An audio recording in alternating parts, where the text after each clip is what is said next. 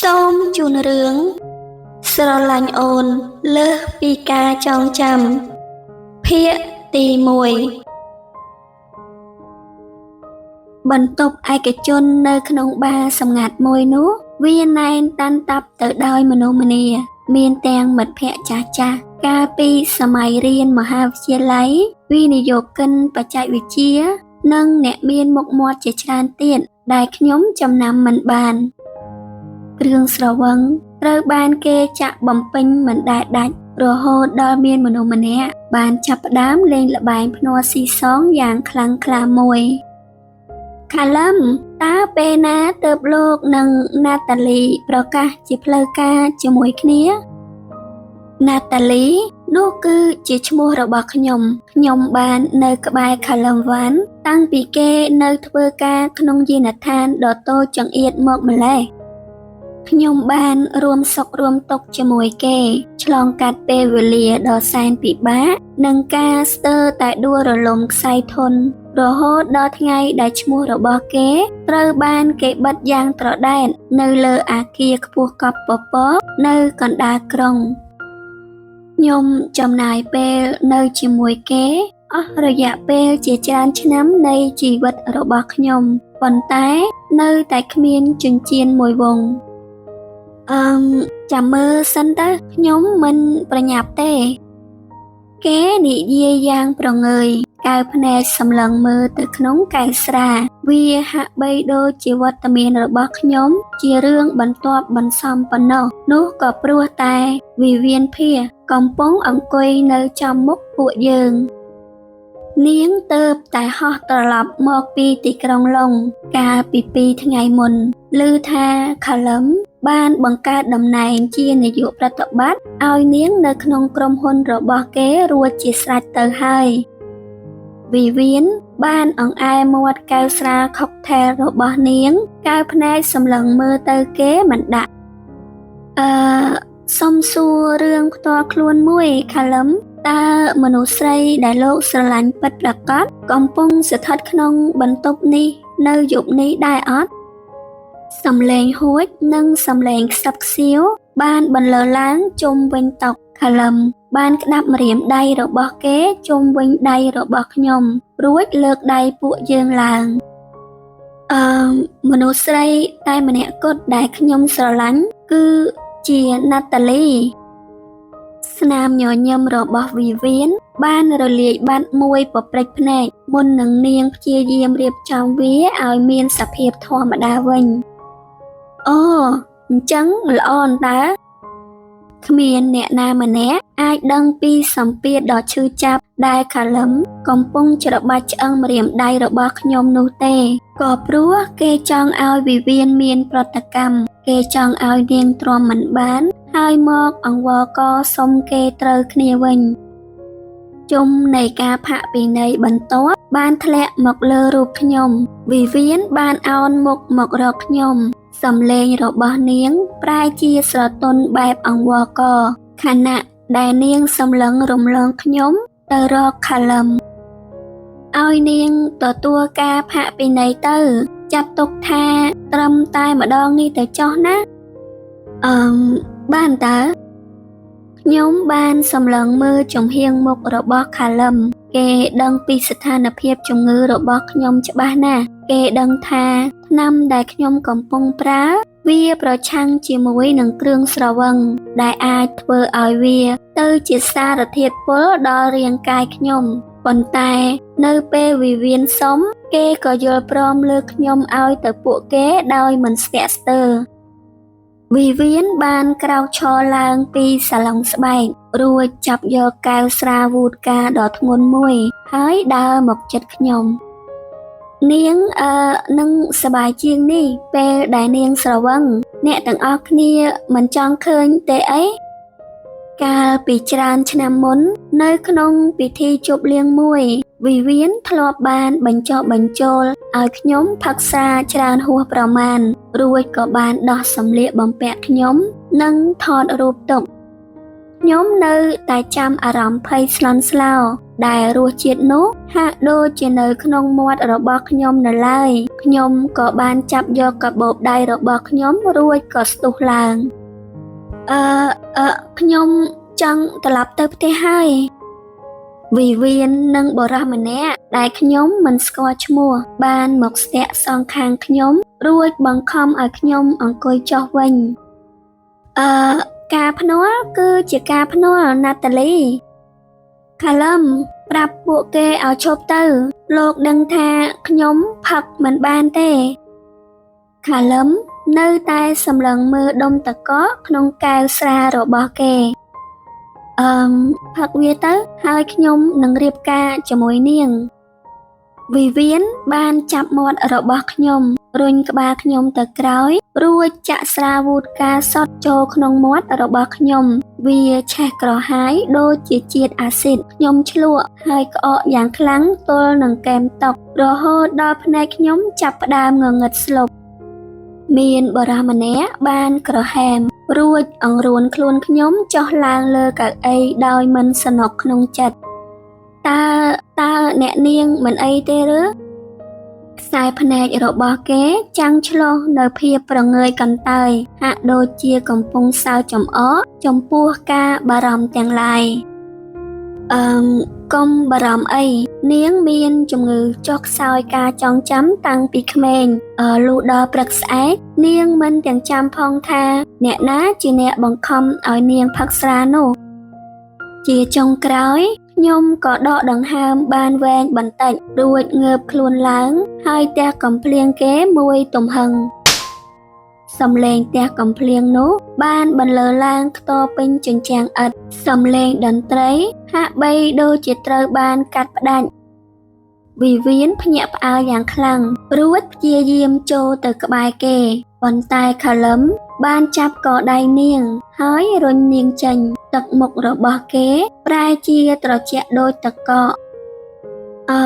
បណ្ដោយនាងទៅខ្ញុំស៊ាំទៅហើយនៅព្រឹកព្រលឹមនៃថ្ងៃដែលពិភពលោករបស់ខ្ញុំត្រូវរលាយសូន្យលទ្ធផលពីគ្រូពេទ្យបានបញ្ជាក់ច្បាស់ថាពេលវេលារបស់ខ្ញុំកាន់តែខ្លីទៅហើយខ្ញុំឈរក្នុងផ្ទះបាយសម្លឹងមើលផ្សែងហុយចេញពីកាហ្វេរួចរៀបចំអាហារដាក់ចានដោយភាពផ្ចិតផ្ចង់បំផុតហាក់ដូចជាការរៀបចំពិធីលាគ្នាដ៏ស្ងប់ស្ងាត់មួយខ្ញុំចង់ហៅគេមកអង្គុយជិតចង់កាន់ដៃគេឲ្យណែនរួចប្រាប់ការពិតគ្រប់យ៉ាងប៉ុន្តែភាពក្លាហានរបស់ខ្ញុំហាក់ដូចជារលាយបាត់អស់នៅពេលដែលឮសំឡេងដើររបស់គេសំដៅមកមាត់ទ្វារតើខ្ញុំគួរចាប់ផ្ដើមពីត្រង់ណាតើខ្ញុំគួរប្រាប់គេដោយរបៀបណាដើម្បីកុំឲ្យបេះដូងរបស់គេត្រូវខ្ទេចខ្ទាំដូចជារូបខ្ញុំនាពេលនេះខាឡឹមបានដើរចូលមកដល់ចាប់យកចានសេរ៉ាមិចចេញពីដៃរបស់ខ្ញុំហើយបោះវាចូលទៅក្នុងធុងសម្រាមកុំធ្វើវាអីខ្ញុំស្អប់ពងទាចៀនជាប់ភ្នៅនេះណាកាលពីមុនគេតែងតែសុំឲ្យខ្ញុំធ្វើវាជារៀងរាល់ថ្ងៃអាទិត្យខ្ញុំសម្លឹងមើលពងទាដែលបែកហូររប៉ាត់រប៉ាយលើសម្រាមតើលោកកំពុងដាក់ទោសខ្ញុំរឿងអីមែនគេបានបែរខ្នងដាក់ខ្ញុំទាំងលើកក្រវ៉ាត់កសូត្រឡើងរៀបចំអាហារពេលព្រឹកនេះឡើងវិញទៅមុនពេលដែលខ្ញុំអាចឈានជើងទៅរកគេអាការៈកន្ត្រាក់សាច់ដុំយ៉ាងខ្លាំងបានចាក់ទម្លុះឆ្អឹងខ្នងផ្នែកខាងក្រោមរបស់ខ្ញុំបន្ទាប់មកភាពកក់ក្ដៅបានហូរស្រោចលើភ្លៅរបស់ខ្ញុំបាននោមដាក់ខោនៅទីនោះផ្ទាល់តែម្ដងនៅលើការ៉ូដែលនាំចូលពីបរទេសដ៏ថ្លៃខ្ញុំឈរថ្មឹងដូចរូបសំណាកស្ដាប់សំឡេងតក់នៃវត្ថុរាវដែលធ្លាក់លើឥដ្ឋវាជាសំឡេងដ៏គួរឲ្យខ្លាចបំផុតដៃរបស់ខ្ញុំញ័រយ៉ាងខ្លាំងខាឡឹមលែងក្រវ៉ាត់កចេញពីដៃបណ្ដោយឲ្យវាធ្លាក់ចុះលើឥដ្ឋគេសម្លឹងមើលភក់ជ្រាំនោះទាំងកៅភ្នែកដែលទទេស្អាតគេមិនបានខឹងមិនបានស្រែកកំហកដាក់ខ្ញុំឡើយ ដែលទង្វើបែបនេះវាកាន់តែធ្វើឲ្យខ្ញុំខ្លាចគេដើរទៅយកកន្សែងរួចអោនចុះជូតឥដ្ឋយ៉ាងស្ងប់ស្ងាត់បំផុតភាពស្ងាត់កំបាំងរបស់គេកំពុងតែសម្លាប់ខ្ញុំយឺតខ្ញុំដើរថយក្រោយអោបដៃទាំងសងខាងព្រោះតែរាងកាយទាំងមូលកំពុងតែញ័រទៅត្រើកខាឡឹមឲ្យខ្ញុំសុំទោសខ្ញុំពិតជាមិនដឹងថាមានរឿងអ្វីកើតឡើងចំពោះរាងកាយខ្ញុំនោះទេ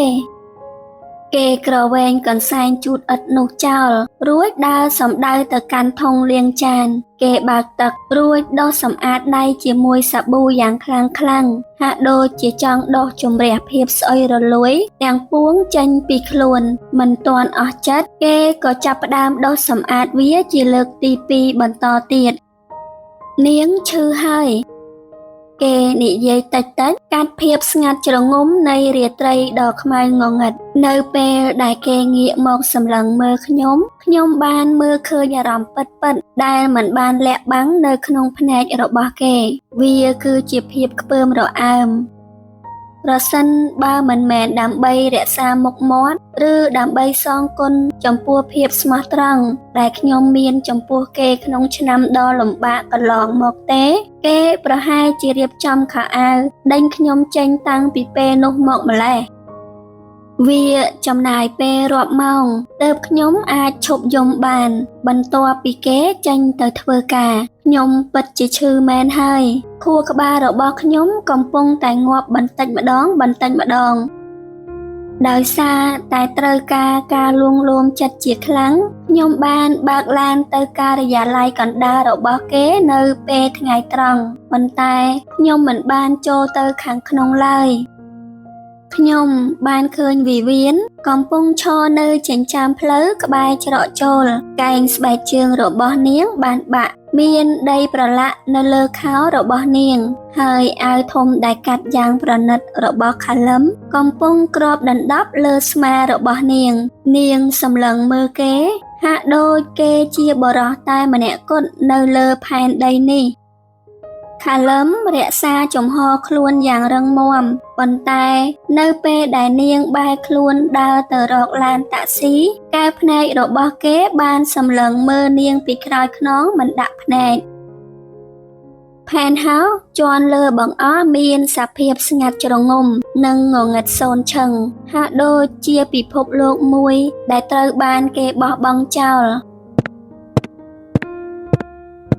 សំឡេងស្បែកជើងរបស់ខាឡឹមប៉ះនឹងឥដ្ឋឬសូខ្ទរពេញបន្ទប់គេក្រវែងអាវធំចោលដោយមិនខ្វល់រួចចាប់ទាញក្រវ៉ាត់កស្រាយចេញយ៉ាងខ្លាំងហាក់ដូចជាចង់រំដោះខ្លួនចេញពីសម្ពាធទាំងឡាយទាំងដែលមិនទាន់ងាកមកសម្លឹងមុខខ្ញុំផងគេក៏ចាប់ផ្ដើមនិយាយប្រាប់ដំណឹងនោះសំឡេងរបស់គេបន្លឺឡើងកាត់ភាពស្ងាត់ជ្រងំផ្ដល់នូវអារម្មណ៍មួយដែលត្រជាក់ដល់ឆ្អឹងខ្នងវិវៀននឹងមកទីនេះដើម្បីមើលការខុសត្រូវនាងកុំបង្កបញ្ហាឲ្យសោះណាប្រព័ន្ធប្រសាទដែលកំពុងចុះខ្សោយរបស់ខ្ញុំមិនអាចទទួលយកភាពប្រហើននេះបានឡើយមកមើលការខុសត្រូវខ្ញុំឬមួយក៏មកវាស់ខ្នាតផ្ទះនេះទុកសម្រាប់ពេលដែលខ្ញុំចាកចេញទៅឈប់និយាយផ្ដេសផ្ដាស់ទៀតទៅណាតាលីខាឡឹមខ្ញុំកំពុងតែឈួតហើយមែនទេខួរក្បាលរបស់ខ្ញុំវាមិនស្ដាប់បង្គាប់ទៀតទេមិនថាមានរឿងអ្វីកើតឡើងក្នុងយប់នេះត្រឹមព្រឹកស្អែកខ្ញុំនឹងភ្លេចវាទាំងអស់ភ្លេចទាំងភាពកាចសាហាវរបស់លោកហើយខ្ញុំនឹងនៅតែបន្តស្រឡាញ់លោកដូចជាមនុស្សល្ងងម្នាក់ដែលងាយនឹងឲ្យលោកគ្រប់គ្រង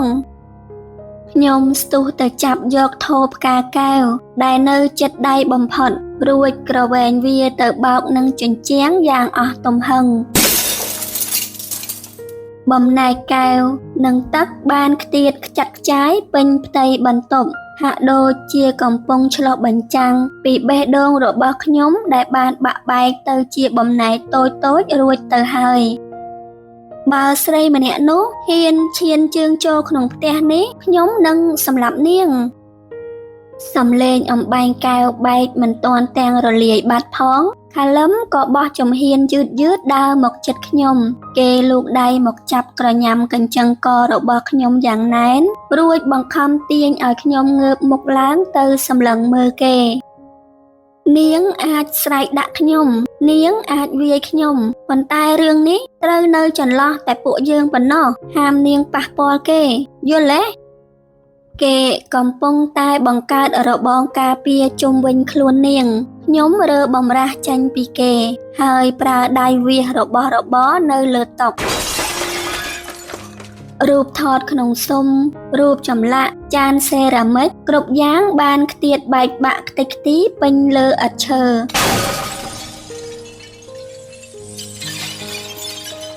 សំឡេងអំបែងកែវបែកបានបញ្ចប់ទៅប៉ុន្តែភាពតានតឹងទើបតែចាប់ផ្ដើមខាលឹមឈរនៅចំកណ្ដាលអំបែងកែវដែលខ្ទាតពេញលើឥដ្ឋគេសម្លឹងមកខ្ញុំតាមរយៈភាពងងឹតទាំងមិនព្រមថយក្រោយសូម្បីតែមួយជំហានចំណែកអំបែងកែវមុតទាំងនោះប្រៀបដូចជាព្រំដែនដ៏គ្រោះថ្នាក់ដែលខណ្ឌចែកពួកយើងទាំងពីរ